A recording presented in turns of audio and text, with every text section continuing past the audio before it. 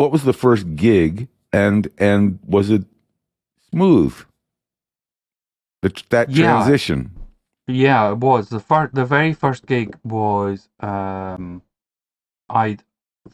old friend who I sent a cassette of demos to, and he was head of BBC television in Scotland, and they just doing a drama, and I'd known him for a variety of reasons, and his cassette landed on his desk, and they just fired somebody, and he looked at the cassette and went apparently and went, "Oh, John Lunn, all right, oh, that's interesting. I wonder if we should give him a try," and that's literally how it happened.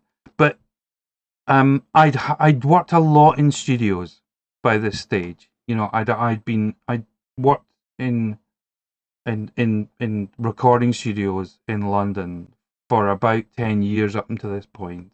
And, you know, the whole time code business and everything like that was still a bit of a mystery to me. I mean, I really had to delve in, but, you know, I cracked it, you know, but the political thing I was kind of used to already, because some of that existed within dance as well. You know, you had a choreographer would come to you with a rough idea, you know, a shape, a storyline that you had to then, you know, turn it. I mean, it was much more oblique.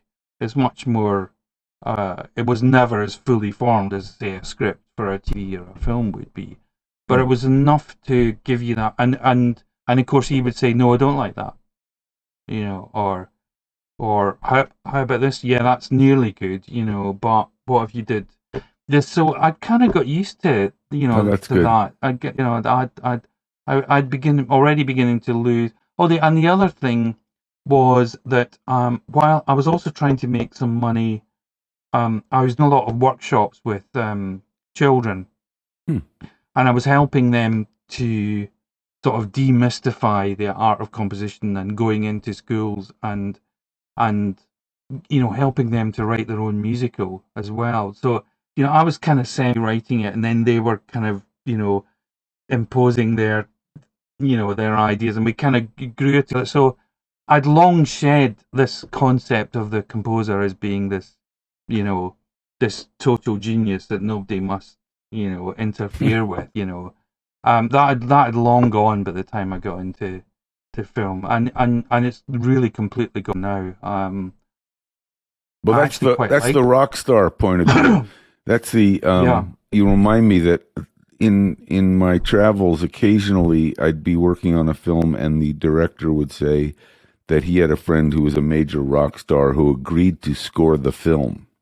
Oh. To which I would instantly either have a wave of nausea or nod kind of wanly, saying, "Oh, you know, well, that are you sure?" Because you want to say, "Where can I run screaming away from this idea?" Because it never ever worked. Recently, of course, we have the examples of Trent Reznor and Johnny Greenwood kind of shattering my hard and fast rule, because with all due respect to Eric Clapton and Tom Petty and Prince, Prince had a kind of interesting run where he was the songwriter, right? And I guess got a lot of mileage out of that. But Tom Petty, we went to. What did Tom Petty do? He did a film called She's the One. It was I was at Fox. I was the head of music at Fox, and we had Searchlight Pictures, and there was a kind of artsy, I think is the studio term for low budget. You know, Searchlight would do these kind of beautiful artsy films that were not X-Men or some of the big Fox movies. So there was a Searchlight picture where the director said, "I want Tom Petty to score it." And he reached out to Tom Petty. This is the same director who had come to me before and said, "I want REM to score the movie." And that had gone pear-shaped very fast. When we got our first demo, I said, "You realize this isn't quality. A guy playing on an out of tune piano saying, "This is your movie theme." And Petty was lovely and said he'd like to do it. And he turned some music in, and we said, "Fine, okay, here are the changes." He said, "Changes? I'm on tour." I thought that was it. And it just, it was difficult to proceed. He was such a huge talent, but it was so clear that being a film composer, as you well know, you can't be a rock star.